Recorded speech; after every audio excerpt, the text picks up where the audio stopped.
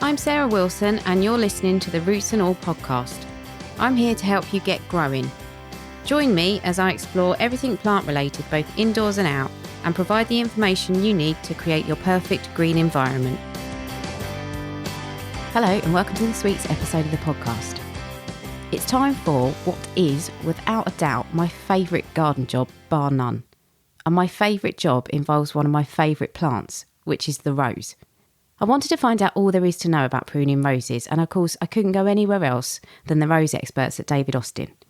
This week I'm speaking to Richard Stubbs, who currently works as the trade manager at David Austin, but who's worked in pretty much every department there, including as the head gardener of the 2-acre show garden. Richard lectures, designs and advises all over the world, and what he doesn't know about roses you can write on the back of a stamp and still have room to lick it. I asked him about which roses need pruning and which don't, when to do it, how to do it and how not to do it. Plus, I got some inside information on why you shouldn't leave the label on a rose when you plant it. He started by giving an overview of the different types of roses you're likely to find in a garden. A lot of people nowadays have the David Austin shrub roses. Hybrid teas were very popular in the 60s and 70s. So a lot of people nowadays have grown up knowing those roses because their parents had them in the gardens. So hybrid teas, although they're not as popular as they used to be, still are fairly popular. They're the big ugly things with very stiff stems and big flower on the top. Only one or two flowers a stem. You've got floribundas, a bit similar to hybrid teas but with lots of flowers on, and they tend to be quite brightly coloured. You've got miniatures and patios, which are smaller versions of the floribundas. And then you've got the big prickly rugosa roses, they're shrubs, and the climbers and ramblers. Climbers tend to be big flowers and quite stiff. Ramblers are, as they say, ramble about and have lots of little flowers. And is it possible that some shrub roses act a bit like climbers? I mean, you can get shrub roses that will actually climb if you leave them to unpruned. So things like Claire Austin, Gertrude Jekyll, Shropshire Lad, they're all introduced as shrubs. But if you let them grow, they become climbers. So they are the same plant, but just pruned differently. So are there any of those that don't need pruning? No, the only roses that don't need pruning are wild roses. So you plant those and forget them. Right. But apart from that, the vast majority of roses need pruning. Okay. And when should we be pruning? Ideally, in the UK, you should prune when they're most dormant, so between Christmas and the end of February. Perfect. And is it the end of the world if you do it before or after? Well, if you do it too early and you have a mild winter like this year, they start to grow. So basically, if you have a cold January or something and you prune them in November, you can damage the rose. And if you prune too late, after they've started to shoot quite readily, then you're telling the plant you want it to stop growing when it's growing, and it gets a bit confused and sends out spindly, weak shoots, and generally tend to have the flowers that flop. So if you prune late, that's the consequence. And is there any pruning that should be done in the summer? Well, not in this country. In hot countries where they grow very tall, then you can summer prune them. But in the UK, unless if you get the odd long shoot that looks silly, then there's no harm in pruning. And you can prune a little bit in the autumn if you live in a very exposed place and your roses are quite tall, then I would just reduce them a little bit before the winds in autumn. Getting into the actual process of pruning, is it different for those different types of roses that you talked about? It is slightly different, yes. Shrub roses you probably don't prune as much as hybrid teas, but hybrid teas you cut right back, almost sort of 6 to 12 inches from the ground. Everything else, if you cut them in half, you wouldn't really go wrong. Obviously, not the climbers and ramblers. No. Okay. And with the climbers and ramblers, what would you do to those? Well, climbers and ramblers, you spend the first 3 years of them growing to build up a sort of structure. So you want to train them as outwards as possible, so to create a sort of fan-shaped framework, and then you just cut the side shoots that flower back to that framework each winter. The important thing is to try and bend the stems as horizontally as possible, because that encourages flowers lower down, and then just keep that structure. Okay. Is that the same with ramblers? Yeah, ramblers, ideally, you should have put them in a place where they can ramble and don't actually need much pruning at all. But if you put them in the wrong place, you have to restrict them, then because most of them only flower once, you have to try and keep the new growth they make and take the old growth out, so you've got space for the new growth to go. Because ramblers flower on the stems they produced the previous season. So if you cut all the new growth off, you tend to restrict the flowering greatly. And when you've got your climbers and ramblers, if you've got, as you say, that framework, yes. So it fills the space that you want, and then you want it to stop going out any further, is it just a case of pruning each lateral stem each year? You cut to fit, cut to fit, basically. Okay. Yeah. And how about the rugosa roses? Are they the same as shrub roses? Yeah, well, they are shrub roses. The shrub roses are a huge family, so lots of variations within that. Rugosa roses, a lot of people say don't prune them, but the problem with rugosas is they go very woody if you let the stems get old. So I would suggest you cut them back by about a third, but once they're established, sort of 4 or 5 years old, you take about a third of the old stems out each year. So you're always promoting new stems to come through. And is that the same principle with shrub roses? Would you cut out as much of the old? Shrub roses, once they're established, take 2 or 3 stems out every year. Take the oldest stems and keep, because that keeps promoting new stems, so keeps the plant young. And old stems tend to be very rough, and black spot spores and disease spores can overwinter in those rough stems. So the newer the stem, the less black spot spores and fungal spores sit on them. So hopefully, therefore, you get less problems. Yeah, they always look lovely and clean and green, don't they? The new shoots. Yeah. What are the tenets of rose pruning? Is it the 3 Ds? Yeah. So you take dead, diseased, and damaged stems out. You take any very weak stems out, and it's particularly important to take any weak, spindly little stems that have leaves but nothing else on out of the centre of the plant at the base. So the base, in the centre of the base of the rose, it should be clear completely. So no little stems, because congestion causes disease. And then that's basically it. It's just keeping that plant young. So take whole stems out, cut back by roughly a half, take the 3 Ds out, and keep the middle clean, and that's about it, really. Yeah.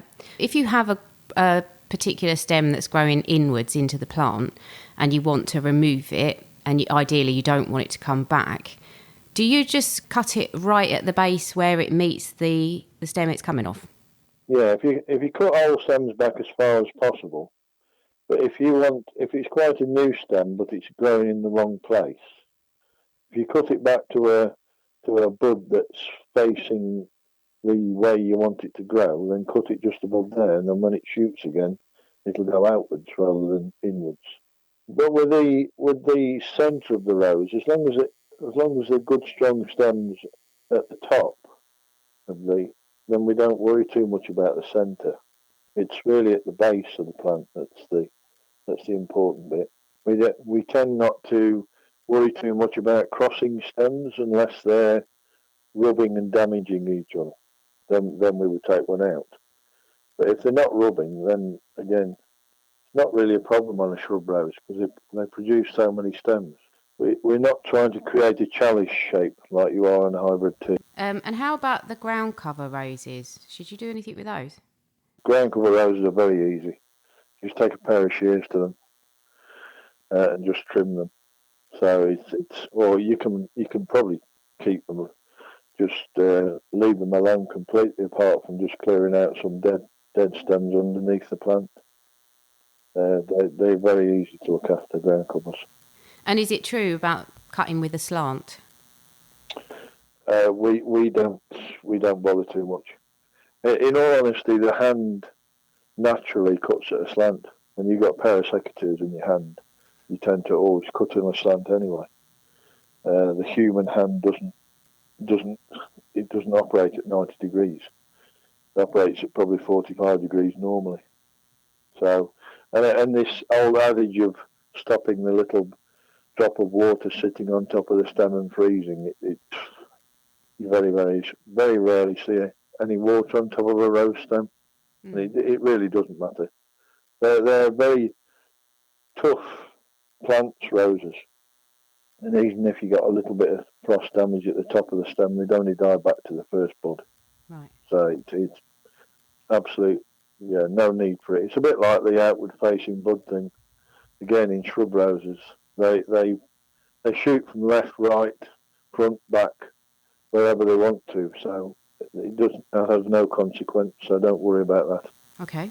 And would you recommend disinfecting your secateurs in between different bushes? Yeah, definitely. It's good garden hygiene, really. I mean, whether it makes any difference is debatable, but it's just good practice, really. Yeah. And when you mentioned the dieback, how far do you have to cut down a stem to make sure that you've cut that out properly? Well, you tend to see if it's got dieback on the stem, it tends to be brown in the middle of the stem. So if you cut back below the dieback and make sure the centre of the stem is white or pale green, then that means you've got it all out. So I've inherited some roses recently at a garden that I'm working in, and they are pretty old, and some of them are they're literally one healthy stem and the rest is dead. Can anything be done with them? Can they be saved? Well, roses have a life, so a good life is 25 years, really. The average rose would last between 15 and 25 years. So if they're older than that, they're not very vigorous, there's very little you can do. So the best thing is to dig out and replace. But if you've got an old rose that's really quite vigorous, produces lots of flowers, but it just is out of shape, then you can cut it right back to sort of 6 inches from the ground, and they will shoot from very old stems. Even if you can't see a bud on that stem, it will be there, and it's worth doing that to try and get all the new shoots coming back up again. So we call it a kill or cure prune.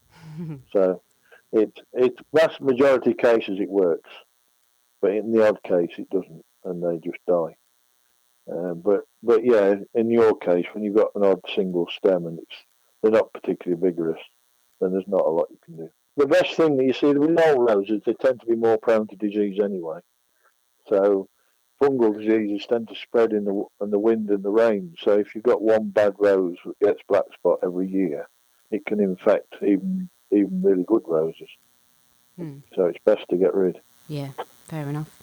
So a thing I quite often observe in gardens is that if someone's planted a new rose and they've left the label around one of the stems, it always dies, doesn't it? It does. Yeah. It's a mystery. We've tried all sorts of different materials for the labels, but it's always the case.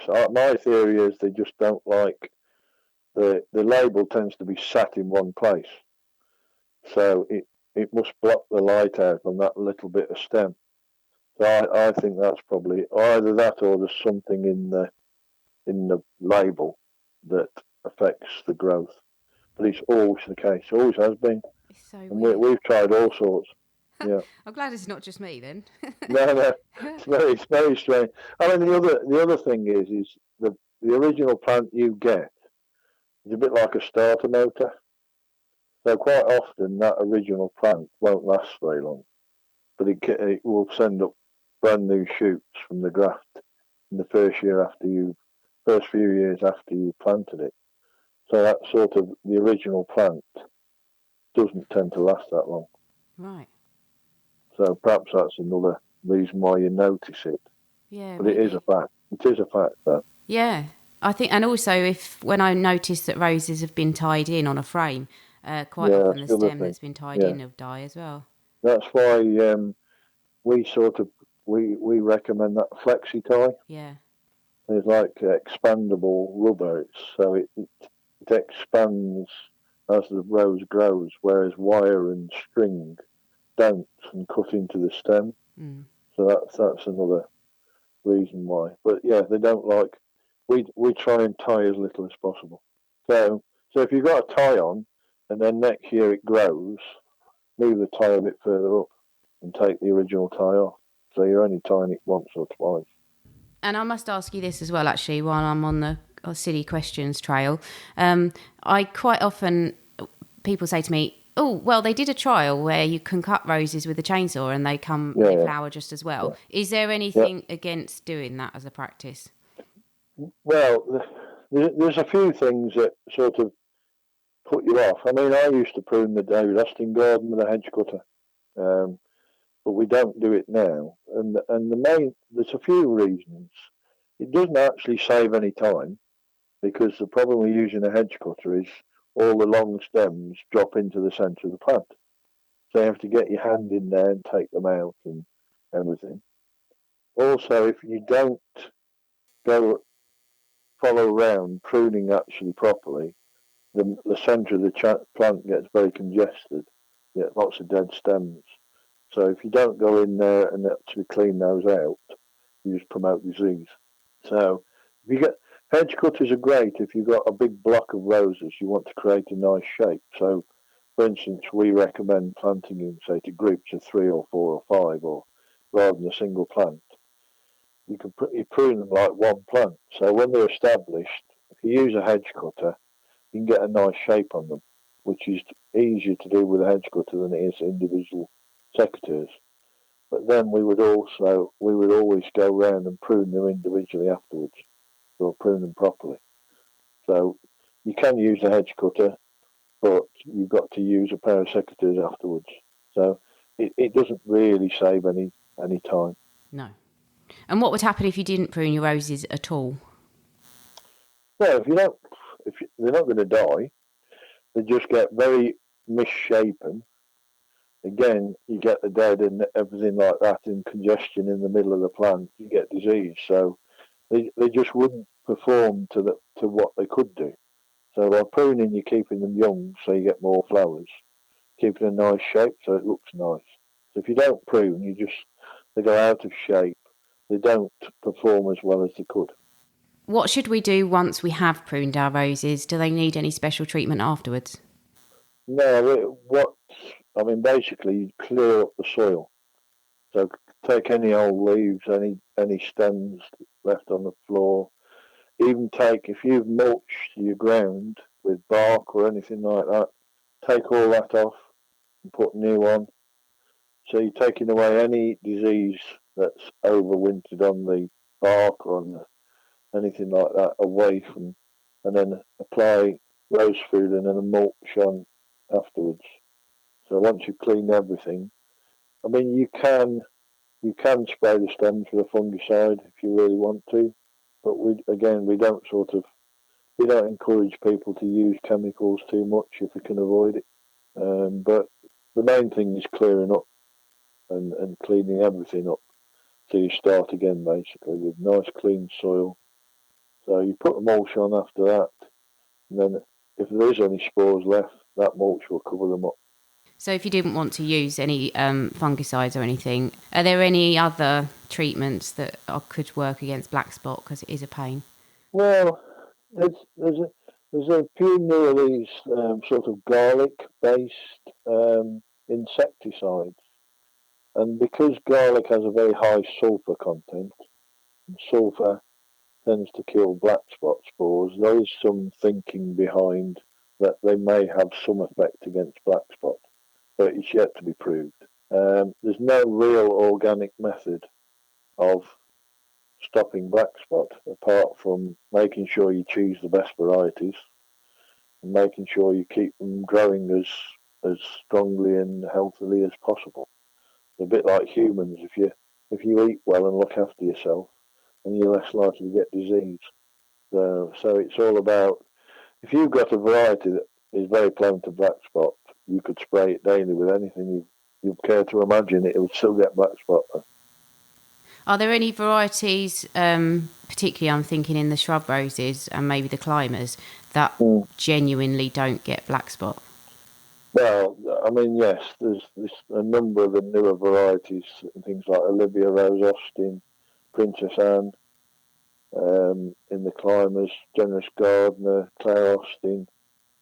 Genuinely, you can't 100% guarantee they don't get it, but they're extremely healthy. So Mortimer Sackler is another one, Bathsheba. So there's a number of roses now. There's more and more coming on stream that are coming through that are very resistant to disease. And I must just ask you about suckers. How would you know if you had them, and what should you do with them?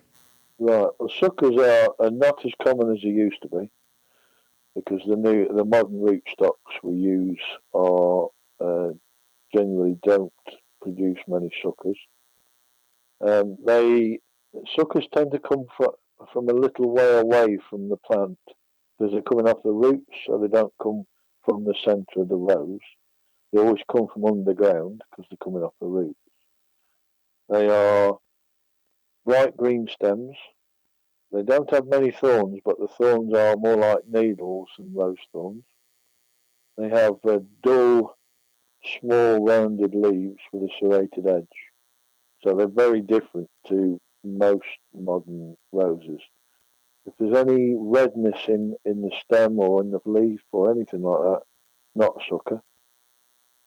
And the big old wives' tale is all suckers have 7 leaves and nothing else does. Well, most shrub roses will have 5, 7, 3, 9, any amount of leaves. So don't think if your rose has got 7 leaves, it's automatically a sucker. In the vast majority of cases, it won't be.